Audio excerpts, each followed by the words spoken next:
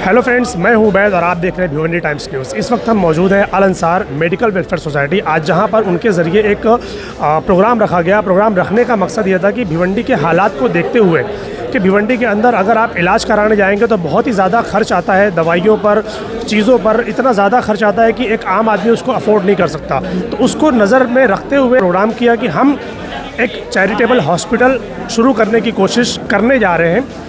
तो उसके लिए आज यहाँ पर उन्होंने एक यहाँ पर प्रोग्राम रखा है, मीटिंग रखी है और उसके ज़रिए लोगों तक वो अपनी बात पहुँचाना चाहते हैं कि हमें उसमें ज़्यादा से ज़्यादा पब्लिक जो है वो ताउन करे, उनको यानी चंदा दे, ताकि वो जहाँ पर भी ये हॉस्पिटल बनाना चाहते हैं उसका खर्चा काफ़ी बड़ा है। तो पब्लिक अगर उसमें बढ़ चढ़कर हिस्सा लेगी तो वो एक चैरिटेबल हॉस्पिटल बनाने में कामयाबी हासिल करेंगे। तो चलिए हम बात करते हैं शाहिद फारूकी साहब से कि वो क्या कहना चाहते हैं इन सब चीज़ों को लेकर।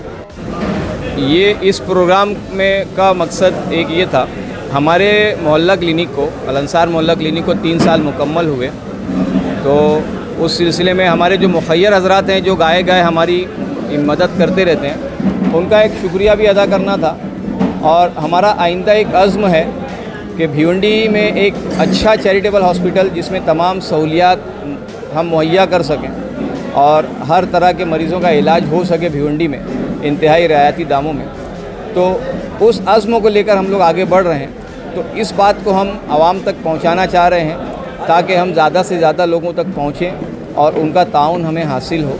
जो अहलियान भिवंडी हैं, भिवंडी के अतराफ़ के लोग हैं, या खुसूसी तौर पे वो लोग जो भिवंडी के हैं लेकिन भिवंडी के बाहर जो बैरून रहते हैं, तो वहाँ तक हम हमारी ये आवाज़ और ये दरख्वास्त पहुँचाना चाहेंगे कि भिवंडी शहर को एक चैरिटेबल हॉस्पिटल की इस वक्त इंतहाई सख्त ज़रूरत है। कोरोना में हमने बड़ी तबाही देखी है, बड़ी अमवात देखी है। उसके अलावा एक मसला भिवंडी का ये है कि भिवंडी में कोई ऐसा हॉस्पिटल नहीं है जो मरीज़ों का इलाज अच्छी तरीके से कर सके। हमें बार बार मरीज़ों को लेकर बम्बई भागना पड़ता है और अक्सर मरीज़ रास्ते में दम तोड़ देता है।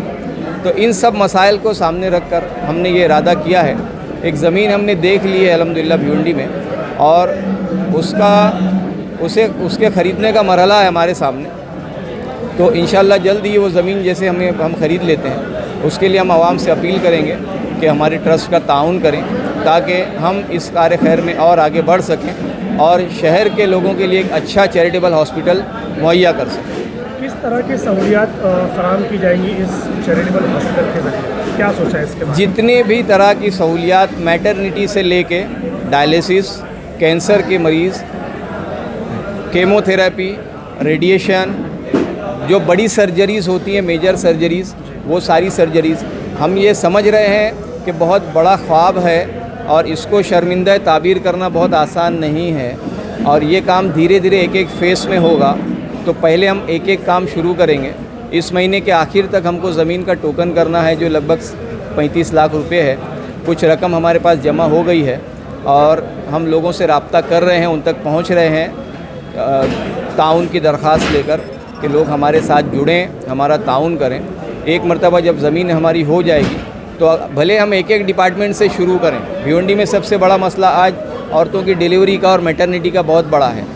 तो वो डिपार्टमेंट फुल फ्लेज शुरू होता है, फिर धीरे धीरे जैसे जैसे हमारी इमारत बढ़ती जाएगी या डिपार्टमेंट बढ़ते जाएंगे, लेकिन इंशाअल्लाह अल्लाह ने चाहा जितनी जल्दी हो सके या देर से हो सके, लेकिन सुपर स्पेशलिटी हॉस्पिटल हमें शुरू करना है। देखिए, खर्च का हम इस वक्त अंदाज़ा नहीं लगा सकते, लेकिन हम उस कॉस्ट को कट करना चाहेंगे जो आजकल मेडिकल फील्ड में जो कट प्रैक्टिस चल रही है।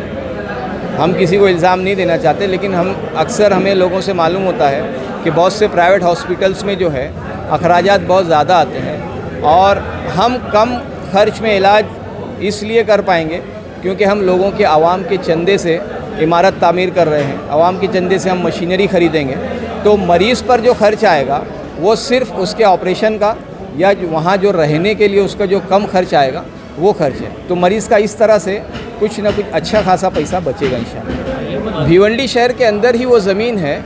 मामला ये है कि वो ज़मीन, क्योंकि हमने अभी तक उसका बयाना या टोकन नहीं किया है, इसलिए हम उस ज़मीन पर दावा नहीं कर सकते। इसलिए उस ज़मीन को हम इस वक्त मीडिया में डिस्क्लोज़ नहीं कर सकते। हमारे मुखय्यर हज़रात को हमने बताया है।